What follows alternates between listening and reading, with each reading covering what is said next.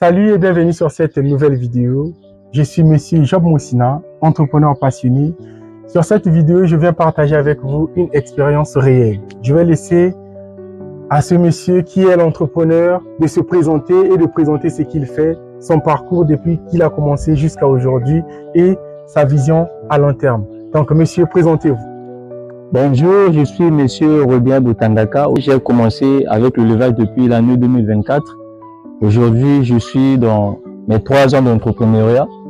J'ai évolué dans l'activité de levage des porcs. Ici, c'est là où tout a commencé. Vous allez voir, les images parlent d'elles-mêmes. C'est ici où tout a commencé et après on va aller voir là où il est en train d'évoluer maintenant et il va nous partager son parcours, son expérience et les difficultés qu'il a eu à rencontrer jusqu'à aujourd'hui. Donc, top, c'est parti. Voilà mes amis, vous avez vu, il s'est présenté et je vais lui poser quelques questions. Il va vous montrer qu'il est possible de commencer là où vous êtes avec ce que vous avez et avec le temps, vous avancez petit à petit. Donc, c'est ici ou là où tout se passe actuellement. Il a quitté là où il était. Aujourd'hui, il vient de s'installer ici, mais ce n'est pas encore tout. C'est encore le début. Dans quelques mois, vous allez voir que ça va se transformer en une grande ferme d'élevage de porcs. Donc, Monsieur Rodéen, j'ai plusieurs questions à poser, mais je vais résumer ça en quelques questions pour éclairer ceux-là qui sont encore à la maison, qui pensent que pour se lancer en entrepreneuriat, c'est quelque chose de difficile, qu'il faut des moyens, qu'il faut des ressources financières énormes.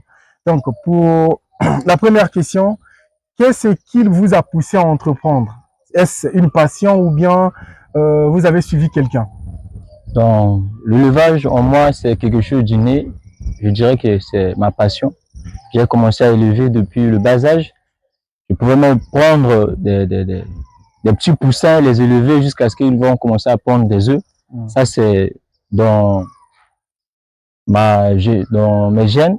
Je suis un éleveur depuis la naissance, quoi. C'est inné en moi. C'est quelque chose que je ne force pas, donc ça vient, ça découle en moi comme ça. Alors, est-ce qu'on vous a financé pour se lancer dans cette aventure? Non, dans ça, vraiment, il n'y a pas eu de financement. Ça, sans vous le mentir, il n'y a pas eu de financement. Je me suis battu moi-même pour arriver là où j'en suis aujourd'hui. Rappelez-nous déjà, ça fait combien d'années que vous vous êtes lancé? Il y a de cela 3 ans que je me suis lancé dans l'entrepreneuriat. Et vous possédez combien de têtes déjà de porc? Aujourd'hui, j'en ai à 18 sans parler de pertes. Donc, que j'avais eu. Si on essaie de comprendre, il y a eu plusieurs difficultés rencontrées en chemin et il va aussi nous partager cela. Quelles sont les difficultés que vous avez rencontrées depuis que vous vous êtes lancé? Écoutez, c'est vraiment pas facile. L'auto-entrepreneuriat, être auto-entrepreneur, c'est vraiment pas un truc trop facile. Mais avec ce qu'on sait, on sait faire, puis ce qu'on sait, avec ce qu'on sait faire, on se débrouille avec nos propres moyens. En fait, au début, je me suis lancé au début, j'étais dans les canards, je levais d'abord les canards. Ensuite, avec les canards, je n'avais pas les moyens de m'en procurer des porcs. Et puis, j'avais un ami à moi qui m'avait convié à aller m'inscrire dans leur société de gardiennage, vu que je n'avais pas assez de sous pour réaliser mon rêve qui était d'avoir des porcs. J'étais obligé d'aller faire du gardiennage pendant au moins 2 à 3 mois seulement. Et puis dans les 2 mois et 3 mois, j'ai pu avoir quelque chose pour acheter des porcs. Et j'ai acheté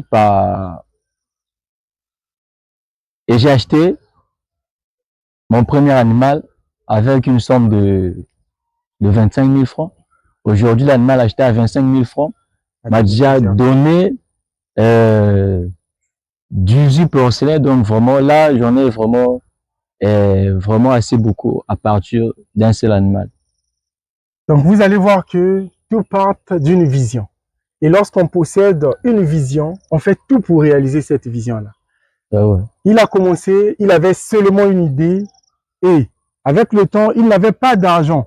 S'il a demandé quelque part, je crois qu'on ne lui avait pas donné cette somme parce que, premièrement, on ne croit pas en nous lorsqu'on se lance. On est au Congo-Brazzaville, c'est difficile qu'on puisse croire en nous lorsqu'on veut se lancer dans un domaine de l'entrepreneuriat ou bien lorsqu'on veut se lancer dans l'entrepreneuriat.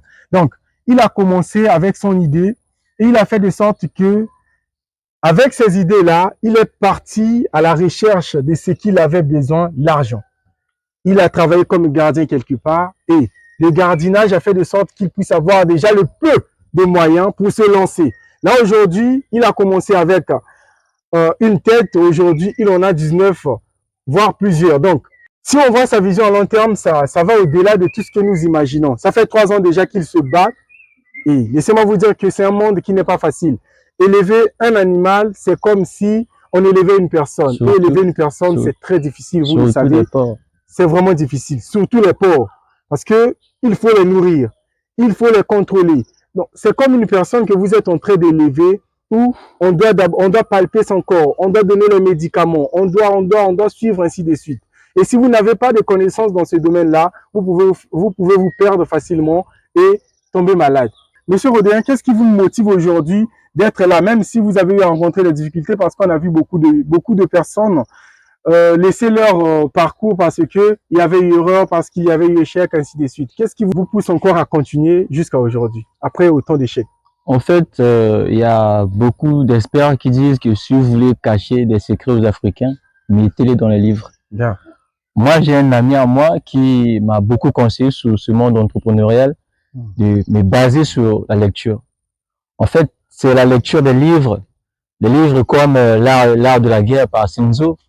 Il y a beaucoup de livres que j'ai lus qui me forgent aujourd'hui pour rester et puis m'efforcer à faire ce que j'en ai envie de faire dans ma vie. Donc, j'ai eu assez de difficultés dans ce domaine-là qui est le levage des porcs. Avant, j'ai connu des pertes. Il y avait même l'épidémie qui s'était propagée dans la ferme là où j'étais là-bas, parce que je vous rappelle que non, je ne débute pas que à la maison. Aujourd'hui à la maison. J'étais d'abord quelque part avec des amis en coopérative, et puis nous avons été frappés par l'épidémie. On était dispersés. Chacun de nous est allé faire ce qu'il pouvait faire. Maintenant, aujourd'hui, moi, je suis là avec mes propres moyens. Je ne suis plus avec les autres. Il y a certaines personnes qui se sont refroidies, ne font plus l'élevage. Mais moi, vu que j'aime les livres que je lis, et puis le levage en moi, c'est quelque chose d'inné, je vous le rappelle. C'est dans ce sens-là que je cherche à me pousser puis d'aller de l'avant et d'aller de l'avant. En fait, depuis 2024, j'avais eu un événement qui m'a vraiment marqué. J'avais eu une perte dans la famille. J'ai perdu ma petite sœur. En fait, au moins, je me disais que j'étais incapable parce que je n'avais pas su survenir aux besoins médicaux de ma petite sœur. Donc, c'est dans ce sens-là que je me motive pour que si ces mêmes genres de choses se répètent, pour que je puisse rebondir sur ça et puis aider ma famille. Donc vous allez voir que dans toute chose, il y a une raison qui vous pousse à travailler très dur.